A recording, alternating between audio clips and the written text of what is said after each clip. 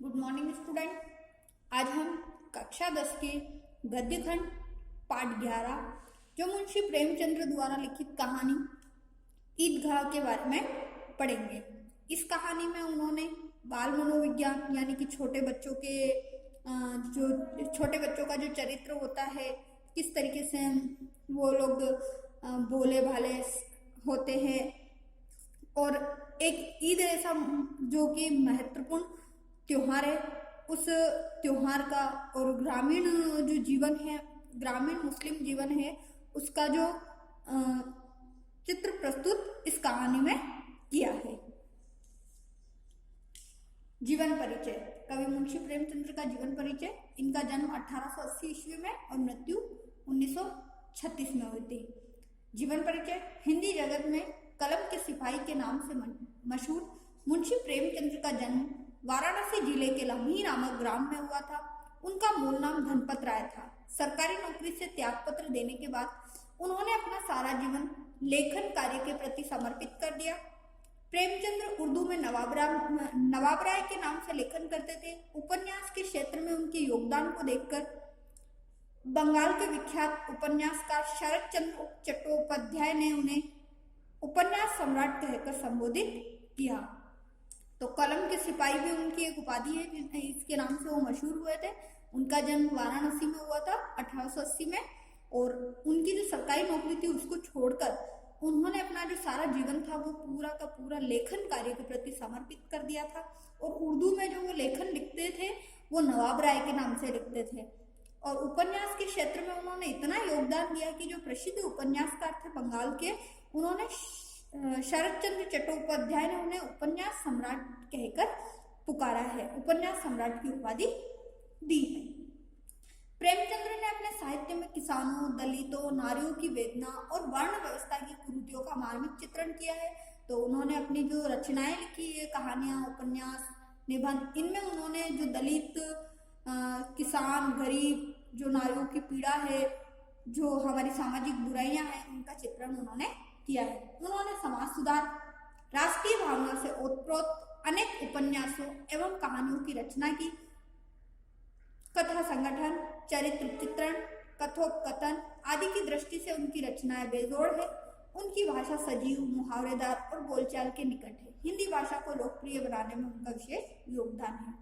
प्रेमचंद्र का पहला कहानी संग्रह सोजे वतन के नाम से आया, जो 1908 में प्रकाशित हुआ। सोजे वतन यानी देश का दर्द। देशभक्ति से ओतप्रोत होने के कारण इस पर अंग्रेजी सरकार ने रोक लगा दी और लेखक को भी भविष्य में इस तरह का लेखन न करने की चेतावनी दी। इसके कारण उन्हें नाम बदलकर लिखना पड़ा। मरणोपरांत उनकी कहानियां मानसरोवर नाम से 8 खंडों में प्रकाशित हुई। तो पहली जो कहानी है, पहला जो उनका कहानी संग्रह आया था वो सोजे वतन के नाम से आया था, जिसका अर्थ होता है देश का दर्द। तो अंग्रेज सरकार जो कि वो देशभक्ति से संबंधित थी, तो अंग्रेज सरकार ने इस पर रोक लगा दिया और ऐसा लेखन दोबारा नहीं लिखने पर क्या कर दिया, उनको चेतावनी दे दी। तो जब उनके मरने के बाद जो उनकी कहानियां थी वो मानसरोवर के नाम से 8 खंडों में प्रकाशित हुई। उनका जो कहानी संग्रह है वो मानसरोवर 8 भाग में। उनके उपन्यास है निर्मला, सेवा सदन, प्रेमाश्रम, रंगभूमि, कर्मभूमि, गोदान, गबन। नाटक है उनके करबला, संग्राम। पत्रिकाएं उनकी माधुरी, हंस, मर्यादा, जागरण। पाठ परिचय। तो ईदगाह पाठ के परिचय के बारे में हम देखते हैं। ईदगाह जो कहानी है, ईदगाह मुंशी प्रेमचंद्र की बाल मनोविज्ञान को चरितार्थ करने वाली एक प्रतिनिधि कहानी है। इस कहानी में ईद जैसे महत्वपूर्ण त्योहारों को आधार बनाकर ग्रामीण मुस्लिम जीवन का सुंदर चित्र प्रस्तुत किया है। अभाव उम्र से पूर्व बच्चों में कैसे बड़ों जैसी समझदारी पैदा कर देता है, इस कहानी में हामिद के चरित्र से साफ जाहिर होता है। मेले में हामिद अपनी हर इच्छा पर संयम रखने में विजयी होता है। साथ ही रुस्तमे हिंद चिमटे के माध्यम से प्रेमचंद्र ने श्रम के सौंदर्य एवं महत्व को भी उद्घाटित किया। चित्रात्मक भाषा की दृष्टि से भी यह कहानी अनूठी है। अनूठी मतलब अनोखी है। तो किस प्रकार प्रकार से कई बार ऐसा होता है कि हाँ, हम लोग अपनी पारिवारिक परिस्थितियों को ध्यान में रखते हुए अपनी इच्छाओं को त्याग देते हैं। वैसे ही हामिद भी एक छोटा बच्चा होता है जो अपने परिवार की स्थिति को परिस्थितियों को ध्यानते हुए अब मेले में जाता है और अपनी इच्छाओं को त्याग देता है। और तो ऐसा लगता है कि जैसे बहुत ही कम उम्र में उससे बहुत ही समझदार हो गया है। और इसके अंदर जो चिमटा होता है उसका जो श्रम उसका जो काम होता है उसका भी बहुत ही महत्व और सुंदर चित्र प्रस्तुत किया है। ईदगाह, रमजान के पूरे 30 रोजों के बाद ईद आई है। कितना मनोहर, कितना सुहावना प्रभात है, कितना प्रभात मतलब सवेरा है। वृक्षों पर कुछ अजीब हरियाली है, खेतों में कुछ अजीब रौनक है, आसमान पर कुछ अजीब लालिमा है। आज का सूर्य देखो कितना प्यारा, कितना शीतल है, मानो संसार को ईद की बधाई दे रहा है। तो इतना मनोरम दृश्य है कि ऐसे लग रहा है कि जैसे पूरे संसार को ये जो इतना मनोरम दृश्य है, मन को मोहने वाला जो दृश्य है, इस त्योहार, ईद के त्योहार की बधाई दे रहा है। गांव में कितनी हलचल है, ईदगाह जाने की तैयारी हो रही है। किसी के कुर्ते में बटन नहीं, पड़ोस के घर से सुई धागा लेने दौड़ा जा रहा है। किसी के जूते कड़े हो गए, उनमें तेल डालने के लिए तेली के घर भागा जाता है। जल्दी जल्दी बेलों को सानी पानी दे दे, ईदगाह से लौटते लौटते दोपहर हो जाएगी। 3 कोस पैदल रास्ता, फिर सैकड़ों आदमियों से मिलना भेंटना, दोपहर के पहले लौटना असंभव है। लड़के सबसे ज्यादा प्रसन्न है। किसी ने एक रोजा रखा है, वह भी दोपहर तक, किसी ने वह भी नहीं, लेकिन ईदगाह जाने की खुशी उनके हिस्से की चीज है। रोजे बड़े बूढ़ों के लिए ही होंगे, इनके लिए तो ईद है। रोज ईद का नाम रटते हैं, आज वह आ गई। जब जल्दी पड़ी है कि लोग ईदगाह क्यों नहीं चलते, इन्हें गृहस्थी की चिंताओं से क्या प्रयोजन। सवैये के लिए दूध और शक्कर घर में है या नहीं, इनकी बला से तो सवैया खाएंगे। वह क्या जाने कि अब्बा जान क्यों भारद्वाज, चौधरी, कायम अली के घर दौड़े जा रहे हैं। उन्हें क्या खबर कि चौधरी आज आंखें बदल ले तो यह सारी ईद मुहर्रम हो जाए। उनकी अपनी जेबों में तो कुबेर का धन भरा हुआ है। बार बार जेब से अपना खजाना निकालकर गिनते और खुश होकर फिर रख लेते। तो इस प्रकार से क्या होता है कि छोटे बच्चे जो होते हैं, अब वो थोड़ी ना हर घर की हर परिस्थितियों से पहचान, घर की हर परिस्थितियों को वो जानते हैं। अब उन्होंने तो बस यही सोचा है कि ईद आएगी, हम लोग ईदगाह जाएंगे, बहुत अच्छे से मनाएंगे, खाएंगे पिएंगे और मनोरंजन करेंगे, इस त्योहार को आनंद में रहेंगे। तो इस प्रकार से छोटे बच्चे जो होते हैं, किसी के बटन नहीं है, किसी की क्या नहीं है, सब कोई अपने कुर्ते के बटन लगा रहा है, कोई क्या कर रहा है। अब उन्हें ये नहीं पता, उनको अपने घर गृहस्थी से क्या लेना देना है कि घर में, बस उन्हें ये पता है कि घर में सवैया खाएंगे, आज त्योहार है तो मिठाई सवैया बनेगी। उन्हें ये नहीं पता है कि दूध है या शक्कर है नहीं। तो इस प्रकार से, और घर में पैसे है या नहीं, उनके पास तो जरा से भी पैसे है तो मानो कि कुबेर का खजाना उनकी जेब में भरा हुआ है। तो इस प्रकार से वो इस त्योहार का मनोरंजन करते हैं। महमूद गिनता है 1 2 10 12, उसके पास 12 पैसे है। मोहसिन के पास 1 2 3 8 9 15 पैसे हैं। इन्हीं अनगिनत पैसों में अनगिनती चीज लाएंगे, खिलौने, मिठाइयाँ, बिगुल, गेंद, न जाने क्या क्या। और सबसे ज्यादा प्रसन्न है हामिद, वह 4-5 साल का गरीब सूरत दुबला पतला लड़का, जिसका बाप गत हर्ष हैजे की भेंट हो गया। हैजे की जो बीमारी होती है उसके कारण उनकी मृत्यु हो गई। माँ ना जाने क्यों पीली होती होती एक दिन मर गई। किसी को पता न चला क्या बीमारी है, कहती भी तो कौन सुनने वाला था। दिल पर जो कुछ बीतती थी वह दिल में ही सहती थी, और जब न सहा गया तो संसार से विदा हो गई।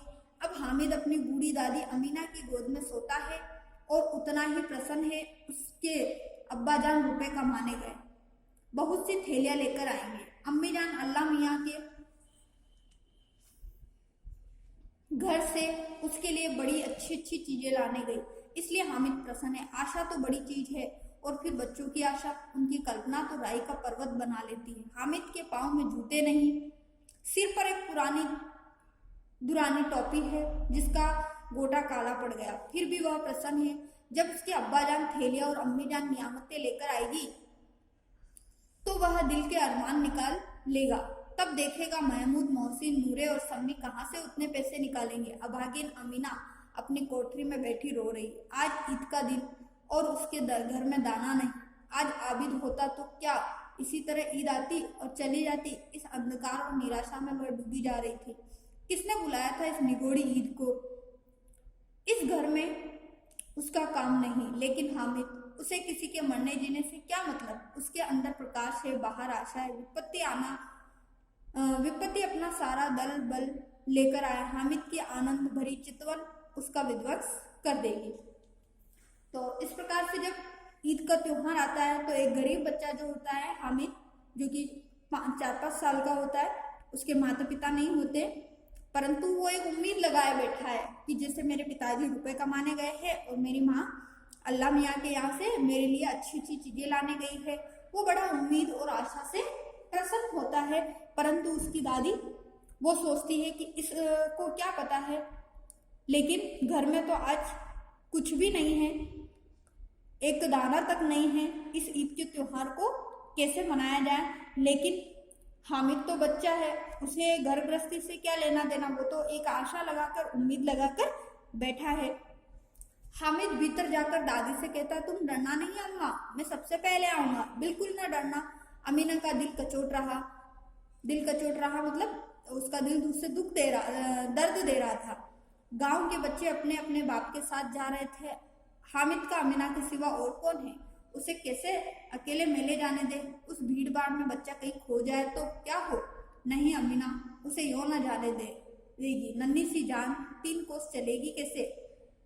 पैर में छाले पड़ जाएंगे, जूते भी तो नहीं। वह थोड़ी थोड़ी दूर पर उसे गोद ले लेगी। लेकिन यहाँ सवैया कौन पकाएगा? पैसे तो लौटते लौटते सब सामग्री जमा करके चटपट बना लेती। चटपट बनाना चटपट नहीं होगा, यहाँ पे झटपट।